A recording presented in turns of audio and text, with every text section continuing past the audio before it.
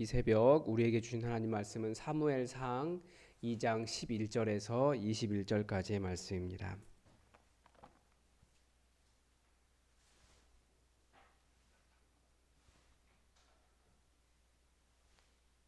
사무엘상 2장 12절에서 21절까지의 말씀을 다 함께 받들어 읽겠습니다.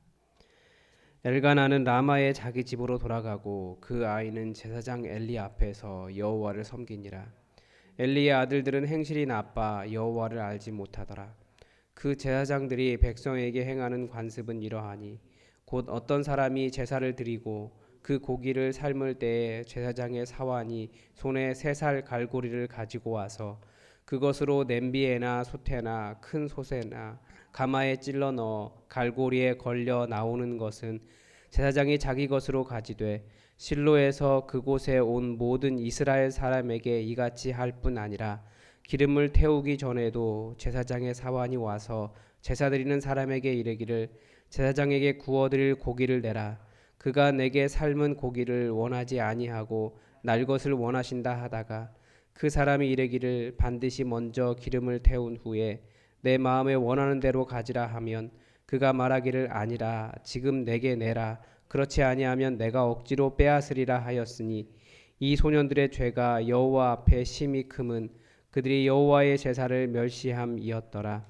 사무엘은 어렸을 때에 세마포 에봇을 입고 여호와 앞에 섬겼더라. 그의 어머니가 매년 드리는 제사를 드리러 그의 남편과 함께 올라갈 때마다 작은 겉옷을 지어다가 그에게 주었더니 엘가나와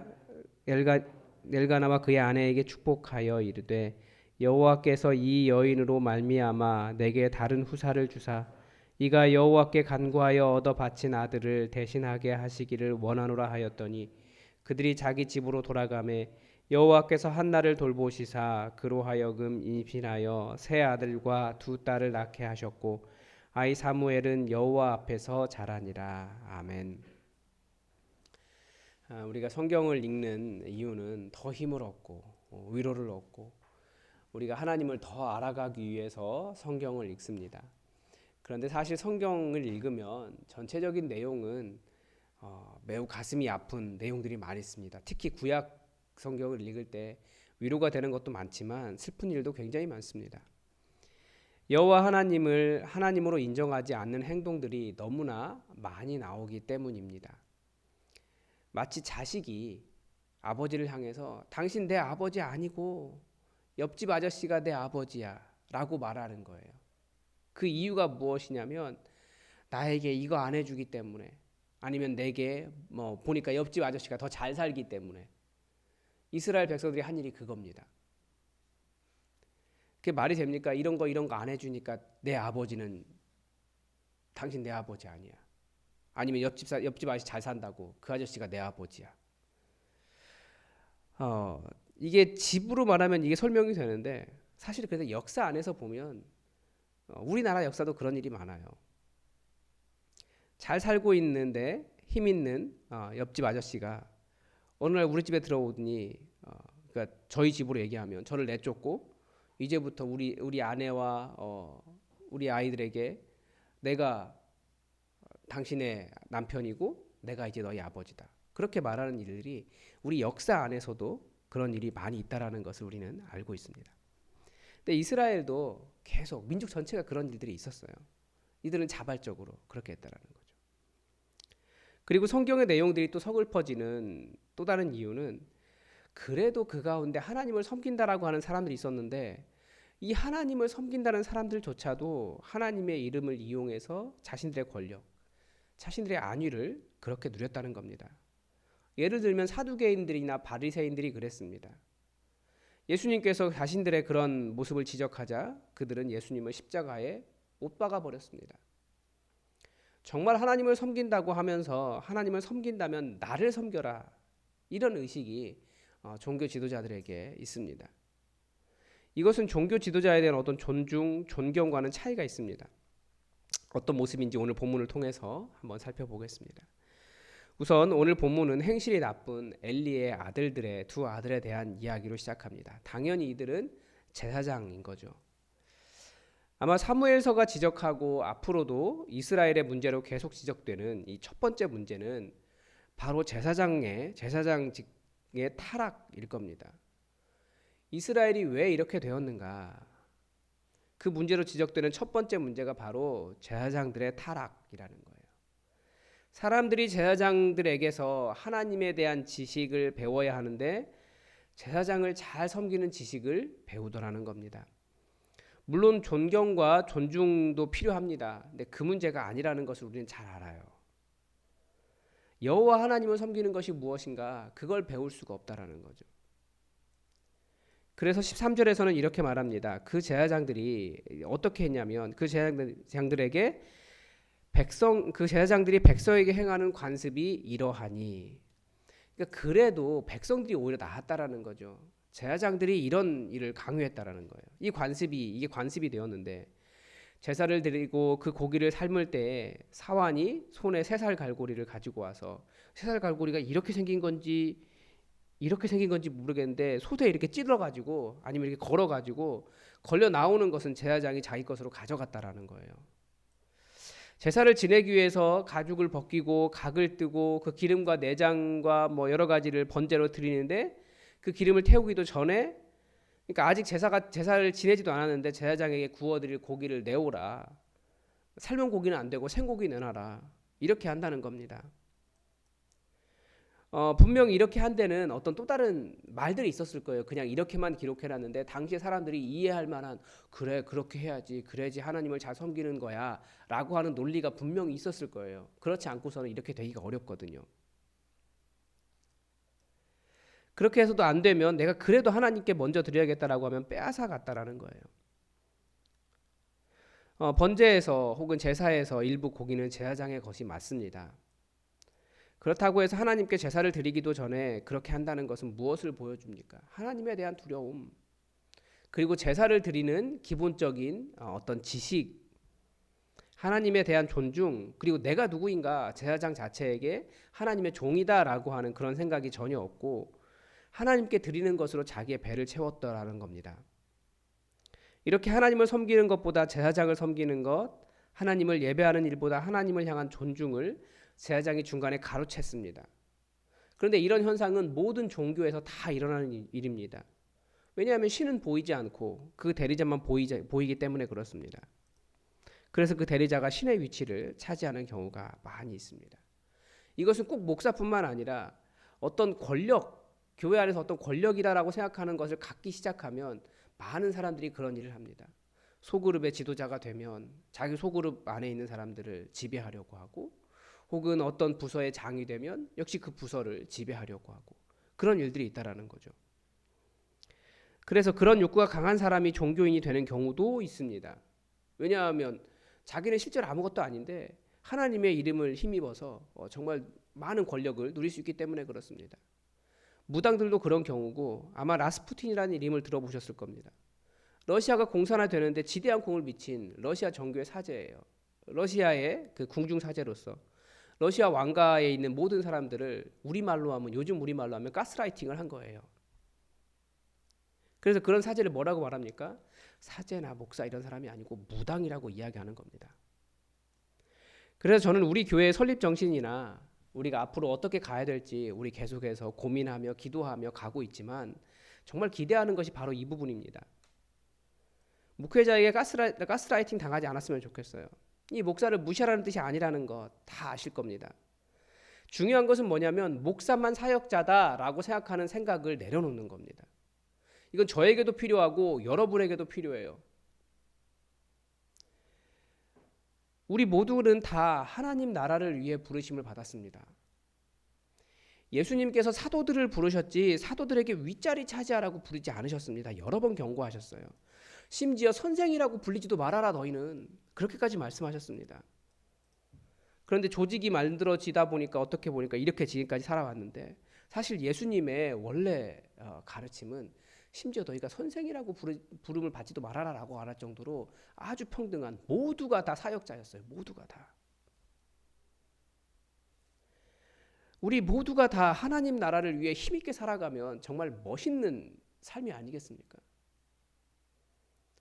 그런데 여러분 잘 아시죠? 한국 교회가 지금 어떤 상황인지. 뭐 너무 많은 게 있어서 말하기가 그래요. 근데 거기에 가장 큰 문제가 바로 그런 사제주의라는 거예요. 종교개혁 자체가 사제주의를 타파하고 나왔는데 다시 사제주의로 돌아가고 있습니다. 또 사제주의를 타파하면 기존 질서가 없어지기 때문에 결국은 그 자리를 차지하려는 또 다른 세력이 나타난다라는 것을 교회 안의 역사를 통해서 발견합니다. 왜냐하면 그 자리가 비어 있으면 제대로 된 것이 아니라고 사람들이 불안해하거든요. 그 자리를 순수하게 성령님께 맡겨드리지 못하는 거예요. 늦게 가거나 천천히 가거나 불안한 거죠. 혹은 존경과 존중이 사라지고 계속해서 견제하고 싸움이 일어나는 것들도 교회 안에서 많이 봅니다. 사제주의를 타파하려고 하는 목사님들이 항상 고민하는 게 그거예요. 오히려 더 분쟁이 많더라는 거예요. 우리는 그렇게 하면 안 되겠죠. 사제주의 타파는 또 목사를 어떤 영험한 무당과 같이 생각하는 것을 내려놓고 성도들 모두가 다 하나님 나라를 위해 헌신하는 또 바른 길을 찾아가는 겁니다. 여러분, 우리는 다 하나님 나라를 위해 부르심 받았습니다. 우리가 엘리의 두 아들에 대해서 손가락질하지만 그런 문제는 얼마든지 우리에게도 일어날 수 있다라는 거예요. 왜 그렇습니까? 하나님 나라를 위해 제대로 충성할 생각이 없으면 그리고 어떤 사람에게 충성하기 시작하면 반드시 그런 일은 계속해서 일어납니다. 그래서 우리는 사랑으로 맺어진 관계지 서열로 맺어진 관계가 아닙니다. 그래서 우리가 주목하고 집중해야 할 일은 어제 말씀드린 것처럼 내 안에 있는 모든 우상을 내려놓고 모든 일에 예수 그리스도를 바라보는 겁니다. 결국 우상이 뭡니까? 결국 우상은 나 자신이에요. 내가 높아지려고 하고 내가 대우받으려고 하고 내가 더 많이 누리려고 하고 내가 영향력을 미치려고 하고. 그러나 우리는 그런 모든 것을 내려놓고 계속 예수 그리스도. 사람들을 누구에게 이끌어야 됩니까? 우리가 누군가를 지도할 때, 누군가를 이끌 때 나를 따라와라가 아니라 예수 그리스도를 바라봐라. 너의 문제 어떻게 해결할 수 있느냐? 내가 좀 능력이 있거든. 내가 이런 말로 너를 조언하고 해결할 수 있어가 아니라 너의 문제 결국 너는 예수 그리스도에게로 가지고 가야 돼. 예수 그리스도. 내 안에 자꾸만 시험에 들고 문제가 생기는 이유가 무엇입니까? 내 안에 나라는 우상이 있기 때문에 그래요. 주기도문으로 기도하면서 많이 깨달아요. 처음에 기도할 때마다. 요즘 주기도문 한 구절 적어놓고 그 밑에 하위 기도 제목으로 해서 계속 기도를 합니다. 정말 많이 깨달아요. 내 안에 하나님의 영광, 하나님의 나라보다도 나를 위해 나의 나라를 만들려고 하는 것이 크구나. 결국은 우리도 우상을 섬기는 것이 될 수 있다는 겁니다. 찬양을 할 때도 내 목소리가 더 멋있게 들리기를 바라지. 아니면 내 모습이 거룩하게 보이기를 바라지. 우리 예수님 높여드리는 그런 노래 드리려고 별로 생각하지 않을 때가 많습니다. 무슨 노래방에서 노래 부르듯이 그렇게 찬양하려고 하는 마음도 있습니다. 나에게 평안을 주고 나에게 내가 은혜를 받았다라고 하는 그런 감정이 느껴지지 않으면 하나님을 예배하지 않았다라고 생각하기도 합니다. 다 내가 주인 되어 있기 때문에 그렇습니다. 내가 평안을 누리지 못하면 아는 것도 아니라고 생각해요. 예수님은 계속해서 우리에게 무엇을 가르쳐 주셨습니까? 예수님조차도 나 너희들의 하나님이야 이런 식으로 접근하지 않으셨어요. 먼저 밥 차려주시고 우리 사랑하자 이렇게 말씀하셨습니다. 예수님을 따라가는데 자신의 권리 누리지 못했다고 화를 내겠습니까? 우리는 계속해서 예수님은 어떻게 하셨는가? 예수님이라면 어떻게 하셨을까? 예수님에게 집중해야 됩니다. 최근에 기독교 언론에 어떤 기사가 하나 난 것을 보았습니다. 읽어보지도 않았어요. 그냥 표제만 봤습니다. 한 교단의 목회자들과 장로님들이 모였는데 다 같이 거룩하게 손들고 기도하고 있는 사진이 나와 있었습니다. 그런데 제가 잘 기억하지는 못하는데 기사의 제목은 사실 굉장히 비판적인 것이었어요. 아마 어떤 의미인지 아실 겁니다. 하도 교회에 대해서 나쁜 이야기를 많이 해가지고 그런 말이 하고 싶지도 않아요. 그런데 분명히 예수님을 따르는 것이 무엇인지 명확하지 않을 때 우리도 얼마든지 예수님을 이용하는 엘리의 두 아들들과 같이 될 수 있습니다. 우리는 섬기는 사람들입니다. 그리고 우리의 주인은 예수 그리스도이십니다. 그리고 우리의 삶의 목표는 하나님 나라입니다. 나를 내려놓고 예수님처럼 자기를 부인하고 십자가를 지는 그런 예수님의 삶을 우리가 따라갔으면 좋겠습니다. 기도하겠습니다. 하나님, 오늘 말씀을 통하여 하나님을 섬기는 사람의 타락이 얼마나 심각한 문제가 있을 수 있는지 우리는 보았습니다. 하나님, 가장 누구보다도 먼저 깨어서 하나님에 관한 지식을 가르쳐주고 또 하나님의 음성을 듣고 하나님을 알게 해야 할 사람들이 내 안에 있는 우상을 내려놓지 못하고 결국은 이스라엘 전체를 위기에 빠뜨리고 있다라는 것을 우리는 말씀을 통해서 봅니다. 하나님, 우리가 이런 상황 속을 또 이런 상황을 모르는 것이 아닙니다. 이런 세상을, 이런 교회의 환경들을 살아가고 있는데 우리 안에도 이런 마음이 없게 하시고 우리가 이곳에 교회를 세운 이유가 그런 모든 것을 내려놓고 진정한 희망이 되기 위해 섰사오니 주님, 우리를 인도하여 주시고 우리의 모든 희망은 우리에게 있지 않으며 예수 그리스도에게 있다라는 것을 온전히 알고 예수 그리스도만 바라보고 예수 그리스도만 따라가는 교회 되게 하여 주시옵소서. 사람에게 충성하고 또 어떤 다른 것에 충성하는 것이 아니라 오직 끝까지 예수 그리스도 붙잡고 나를 부인하고 예수님 따라갈 수 있도록 주의 영으로 인도하여 주시고 주의 성령께서 우리를 사용하셔서 진정한 교회 이곳에 세워 주시옵소서. 주께서 우리와 함께 하시며 인도하시며 도우시며 예수 그리스도를 알게 하시며 예수 그리스도께 충성할 수 있도록 도우시길 원하오며 예수 그리스도의 이름으로 기도드립니다. 아멘. 여러분, 오늘도 교회 공동의 기도 제목 같이 요청드립니다.